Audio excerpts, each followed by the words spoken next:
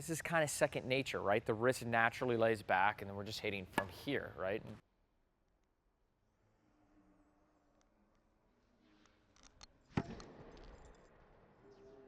What's happening, guys? Today I'm sharing the #1 mistake that I see on the serve, and this is from thousands of hours on the court with students of all different levels throughout my career.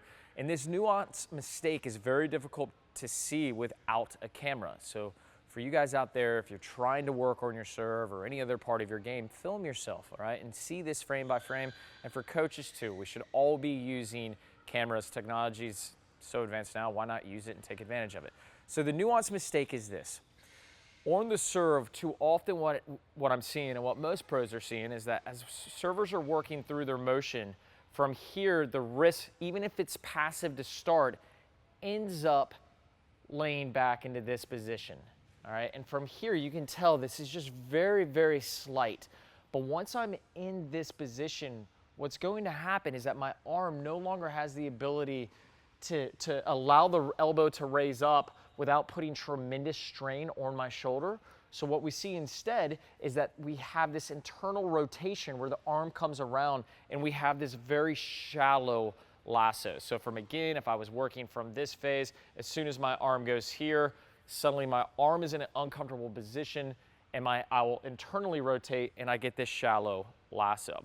So for a lot of players, when we've started off with the semi-Western grip, the frying pan, this is kind of second nature, right? The wrist naturally lays back and then we're just hitting from here, right? And serve can be relatively decent, but the ceiling's so low, right? And then when players try to get out of it, they can't fix this particular wrist position. This is the big piece here.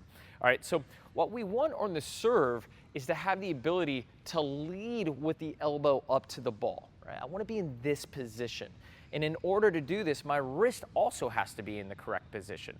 So again, you know, maybe you've learned to knock the birthday hat off or salute, and that is helping fix this position. But I promise you, if you're starting with your normal motion, down together, up together, this piece is too nuanced, you're not gonna catch it, and you're gonna have this little hitch that doesn't allow your serve to advance. So here's my advice.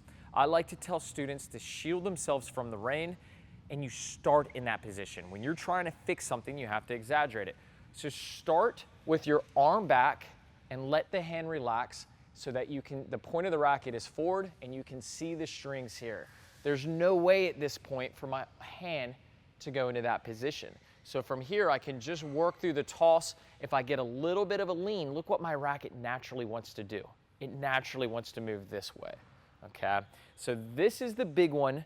Make sure that you're focusing on that roll of the wrist. And remember, in order to create a new habit, you've got to start a new groove, right? You can't be so close to the old muscle memory that it's sooner or later the two grooves connect. You've got to create grooves really far apart. All right, so get out there, try this trick, shield yourself from the rain, and be aware of that wrist laying back on your serve, and you're going to see big, big gains. Thanks for watching. I'll see you next time.